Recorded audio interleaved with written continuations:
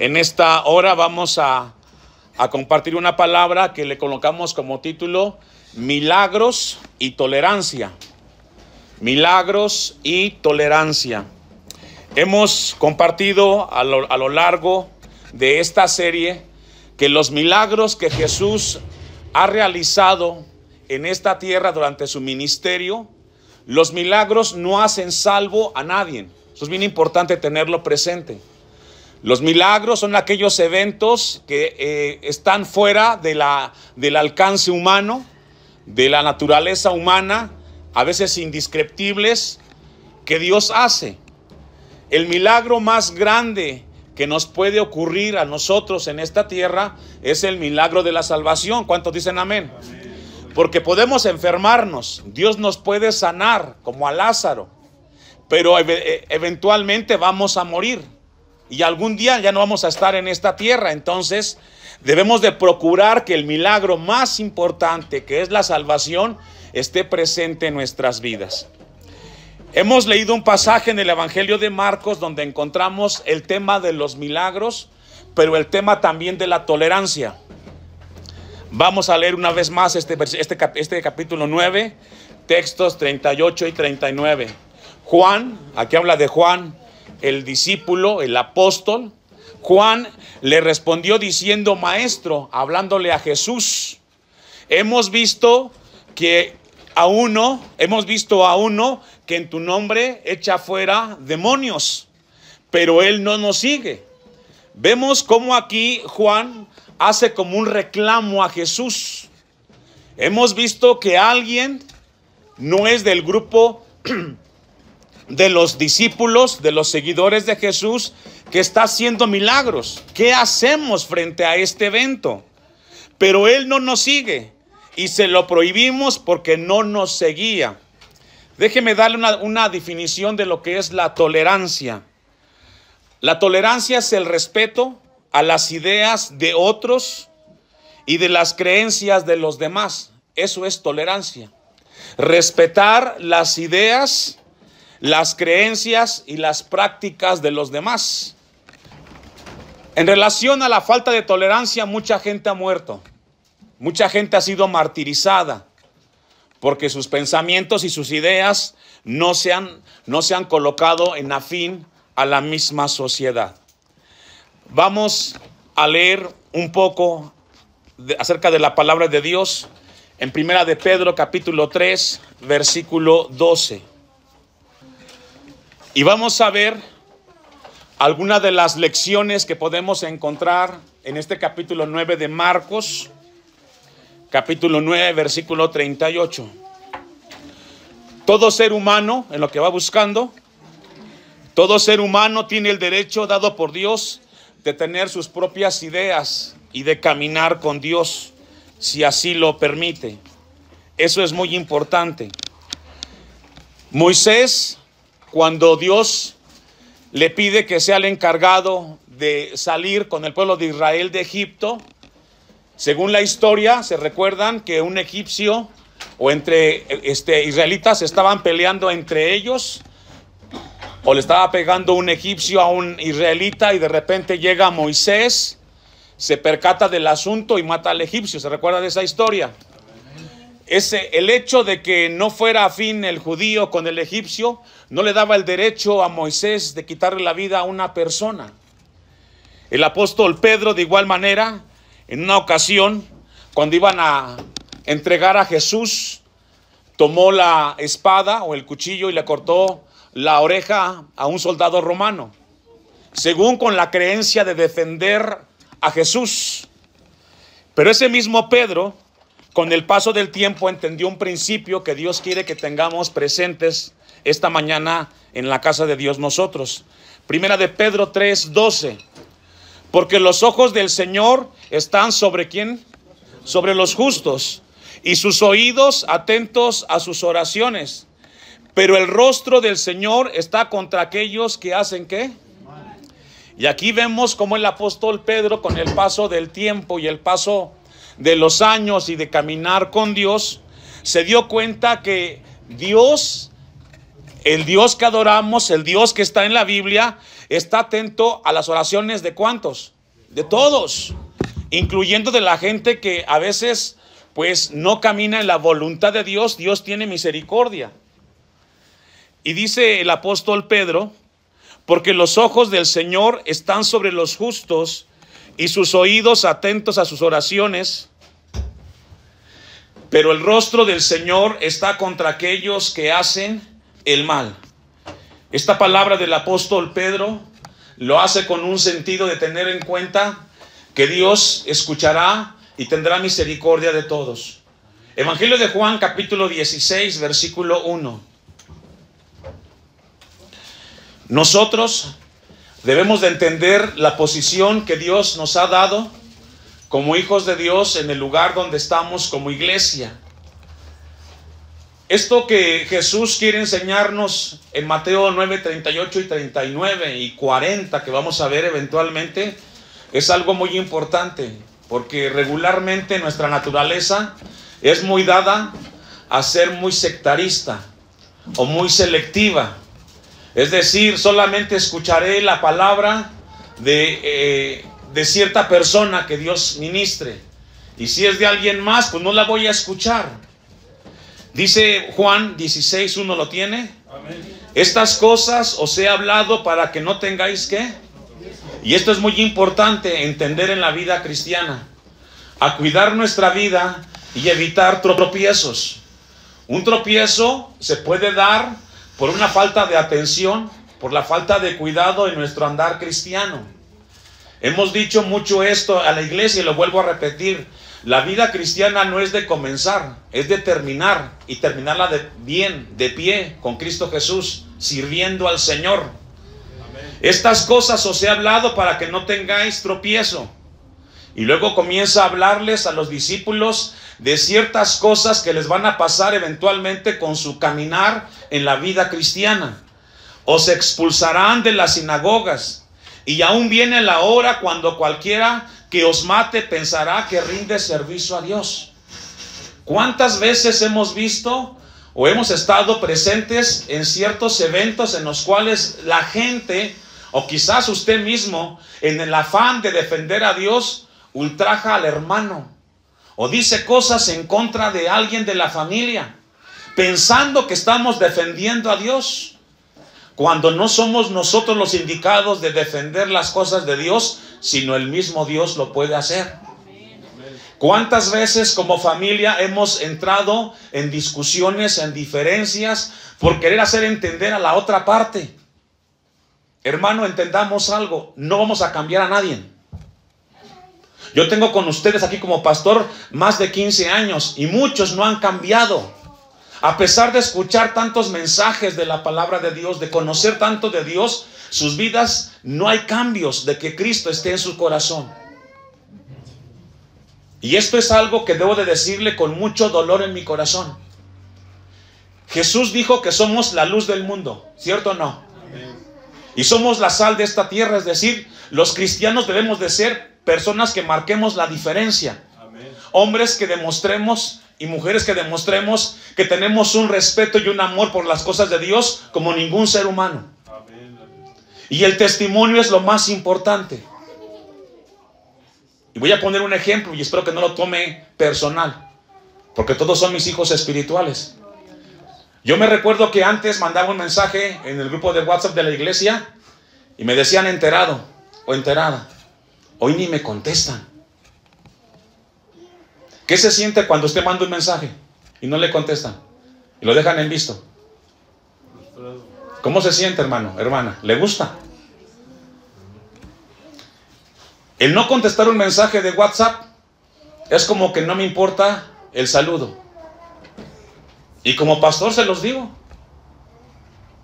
ya no hay nadie que tenga la atención en esa área. ¿Cómo queremos que entonces los demás vean que somos hijos de Dios? Y menciono un ejemplo que no debe de estar presente en los hijos de Dios. Y aunque no llamen y se quedaron serios, también es un punto para crecer y corregir como cristianos. ¿Cuántos dicen amén? Amén. Os expulsarán de las sinagogas, Y aún viene la hora cuando cualquiera que os mate pensará que rinde servicio a Dios.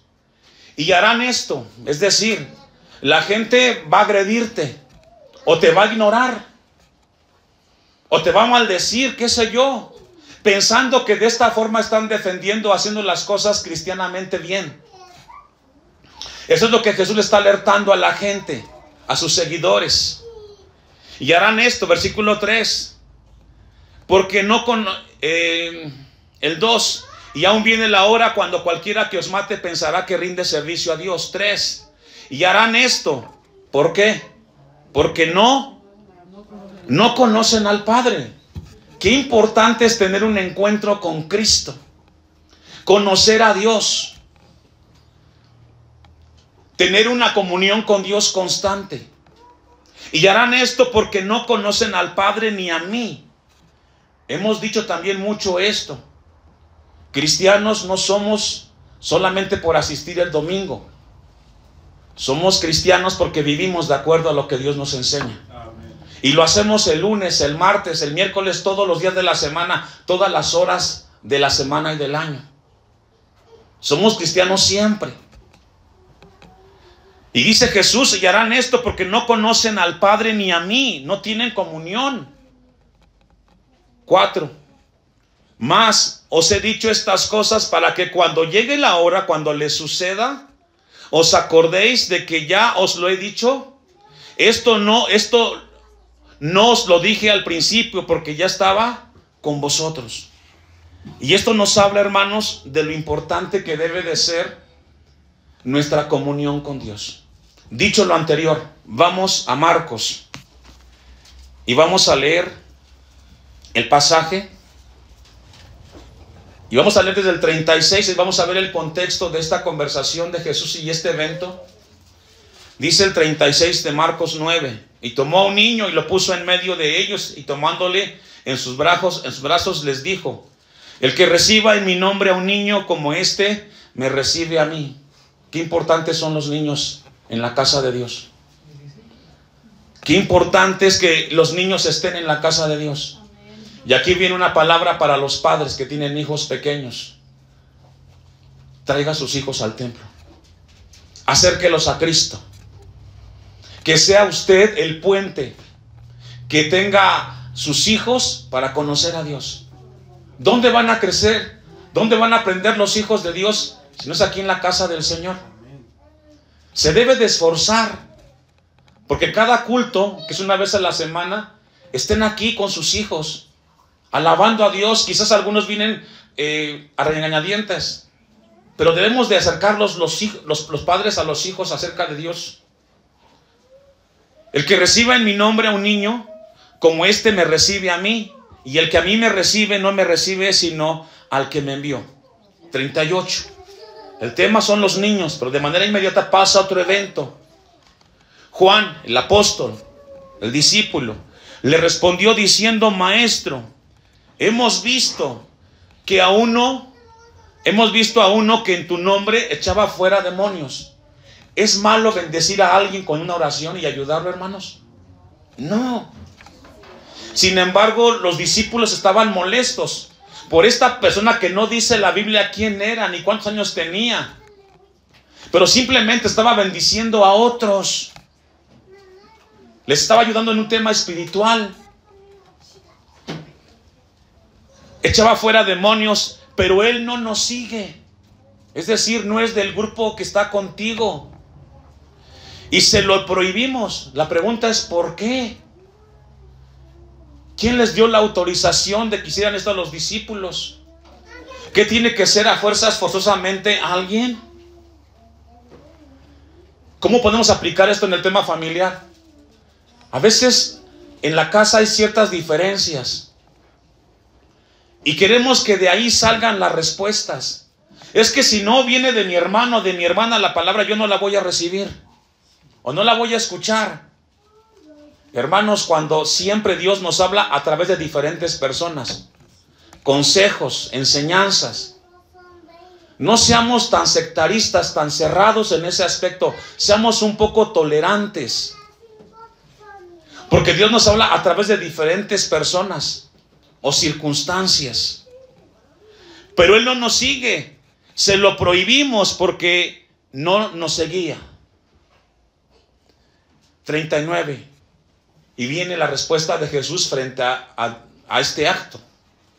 Pero Jesús dijo, no se lo prohibáis, porque ninguno hay que haga milagro en mi nombre que luego pueda decir mal de mí. Qué importante es esta palabra. Jesús les está diciendo, no hay nadie que venga y hable de mí, hable de lo que yo soy, y luego pueda decir mal de mí. Debemos de estar atentos a aquellos que Dios pone para que seamos ministrados. Tenemos que estar atentos y dispuestos a aquellos que Dios puede colocar. A veces deseamos que el pastor esté en todos los asuntos, pero a veces no puedo estar con todos. Pero si llega alguien a una necesidad de la casa, recíbelo, porque Dios también puede bendecirte a través de ese hermano o de esa hermana. ¿Cuántos dicen amén? A veces esperamos que llegue de alguien la bendición, pero no siempre va a ser así. Aquel que mande el Señor, hay que recibirlo como que viene de Dios y recibir la palabra y la oración que tengamos en ese momento. Hechos 26, versículo 9. Vamos a ver cómo el apóstol Pablo, antes Saulo, cometió esta equivocación también en su vida. Ciertamente este evento de Marcos 9:38, que habla de los milagros de expulsar demonios, 26:9 de Hechos, el tema que más enfatiza es la tolerancia y la aceptación de que Dios tiene control de las cosas. Dice Hechos 26:9, yo ciertamente había creído mi deber hacer muchas cosas contra el nombre de Jesús de Nazaret. Pablo está hablando aquí, antes como Saulo. Yo ciertamente había creído mi deber hacer muchas cosas contra el nombre de Jesús de Nazaret. Pablo reconocía que había hecho muchas cosas en contra del mismo Cristo, pensando que estaba haciendo las cosas para Dios, pero lo estaba haciendo en contra de los hijos de Dios. 10. Lo cual también hice en Jerusalén. Yo encerré en cárceles a muchos de los santos, de los cristianos. ¿Y cuántas veces nosotros hemos caído en ese afán de querer vivir una vida muy consagrada a Dios y hemos lastimado a otros hermanos, a familiares, a esposa, a esposo, a los hijos, a las hijas, a los yernos, a las nueras, pensando querer hacer algo bien para Dios, pero nos hemos equivocado? Repito esto, no vamos a cambiar a nadie a menos que Cristo venga y cambie el corazón de una persona. Nuestro deber es acercarlos a escuchar la palabra de Dios y que vean en nuestra vida el testimonio de que Cristo nos está cambiando. Amén. Es así. Cuando la familia crece y de repente llega alguien a la familia que no es cristiano, ¿qué van a hacer frente a eso? ¿Cómo van a enfrentar esa situación? ¿A imposición? Eso no va a funcionar. Eso al contrario va a alejar a las personas de Dios. Ciertamente vamos a mostrar con nuestra vida nuestro testimonio y orar por ellos y que sea Dios quien los cambie. De otra forma nadie va a cambiar, hermanos. Eso es imposible. Dice el texto 10, yo encerré en cárceles a muchos de los santos, habiendo recibido poderes de los principales sacerdotes, y cuando los mataron, yo di mi voto.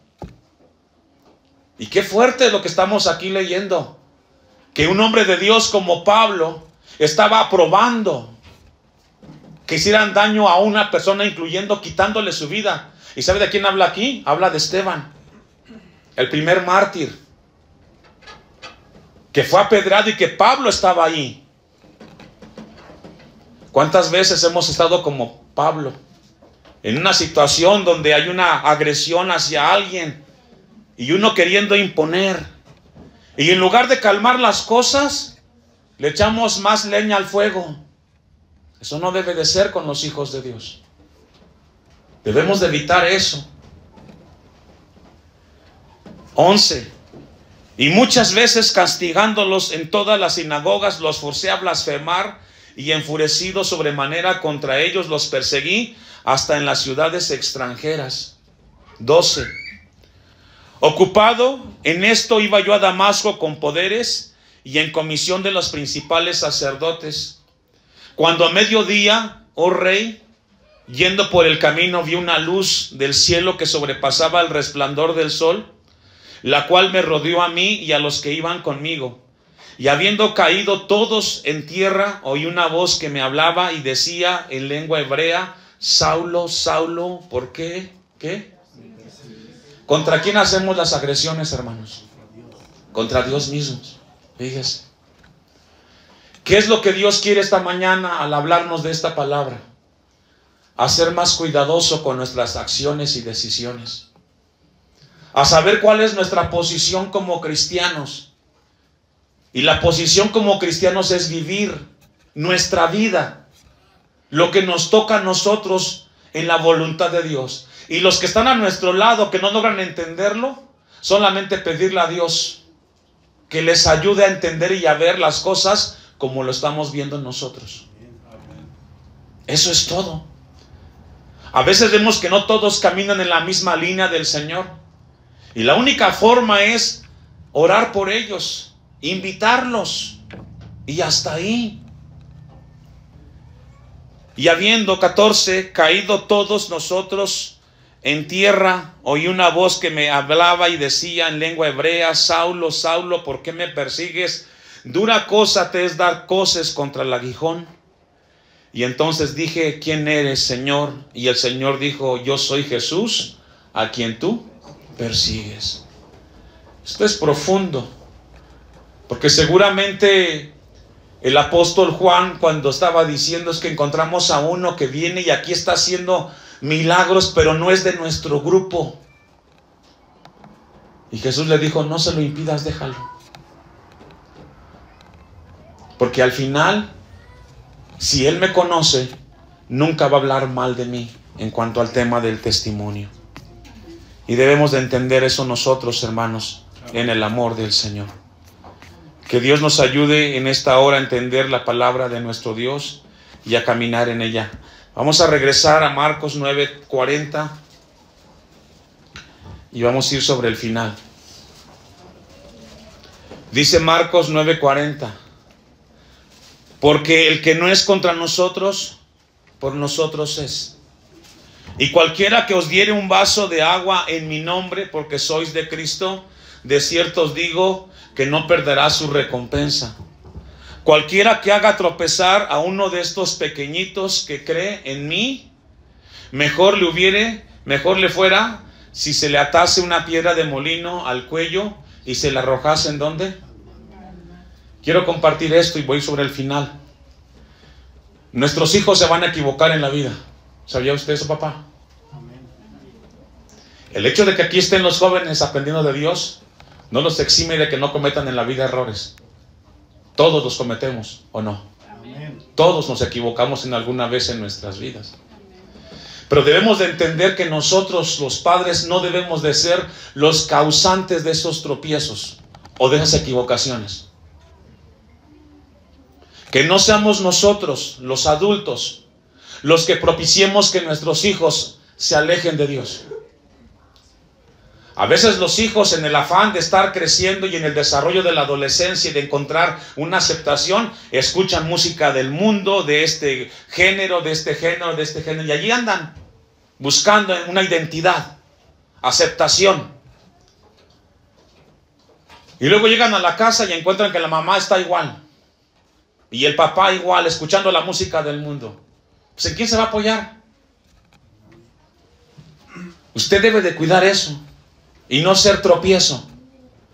Si se va a equivocar, su hijo va a ser allá afuera, pero no en su casa. ¿Cómo usted le va a corregir a él? ¿Con qué autoridad le va a llamar la atención? Si está igual que él o igual que ella. Es lo que Jesús dice. Hay de aquel que haga tropezar a uno de mis hijitos. Mejor le fuera que se colgase una piedra. ¿Sabe por qué, hermano? Porque usted no sabe cuánto tiempo le puede llevar a esa persona ese tropiezo corregirlo. ¿Cuántos hijos han crecido y se han ido de las cosas de Dios y no han regresado? Porque quizás en algún momento los padres fueron tropiezo para ese hijo. No fueron el testimonio que Dios quería que fueran. ¿O cuántos hijos no quieren venir al templo? Porque ven que en la casa hay mucha simulación. Aquí en el templo alaban a Dios, le cantan a Dios, pero en la casa es un desastre total. Hay gritos, hay insultos, hay groserías, hay mentiras, hay palabras de odio, de rencor. Y los hijos pues ven esa simulación que debemos de corregir nosotros. Yo le hago una pregunta. ¿Hay familias perfectas? No. Ninguna. Hay familias que aprenden, corrigen y mejoran su convivencia. Y eso es lo que Dios quiere esta mañana con nosotros. Amén. Saber dónde estamos fallando. Corregirlo y mejorarle. Pedirle a Dios perdón primero. Dice el 43. Leamos el 42. Primero, cualquiera que haga tropezar a uno de estos pequeñitos que creen en mí, mejor le fuera si se le atase una piedra de molino al cuello y se la arrojase en el mar. Si tu mano te fuere ocasión de caer, córtala. Y aquí no habla de manera literal. No. Está hablando de que tú te des cuenta qué área estás fallando. Y quítala y déjala de hacer. Eso es lo que se refiere. Fíjate en dónde estás fallando. Y en esa falla, córtala. No te justifiques. Es que lo hice por esto y lo hago por esto. No, si no está dentro de lo que Dios te pide, corta de tajo ese hábito, esa conducta. Es lo que se refiere el texto. Mejor te es entrar en la vida manco que teniendo dos manos e ir al infierno. Y aquí habla de conducta. No pienses que haciendo esto vas a entrar al cielo. No, cortemos ese tipo de cosas, hermanos. 44. Donde el gusano de ellos no muere y el fuego nunca se apaga. Esto quiere decir que el infierno es real y es por siempre. Y si tu pie te fuera ocasión de caer, córtalo. Igual no habla de que nos cortemos los pies, los mutilemos. Habla de acciones, de decisiones. Mejor te es entrar a la vida cojo que teniendo dos pies y ser echado en el infierno al fuego que no puede ser apagado. Donde el gusano de ellos no muere y el fuego nunca se apaga. ¿Sabe cuál va a ser el mayor de los castigos para la gente que está en este lugar? Muchos de ellos escucharon de Dios, pero no quisieron entender la palabra aquí en esta tierra. Y en ese lugar y en ese momento ya no habrá segundas oportunidades. Es aquí y es ahora donde corregimos y cambiamos, hermanos. Es aquí donde debemos de darnos cuenta que tenemos que cambiar y hacer ajustes. Y que Dios nos ayude.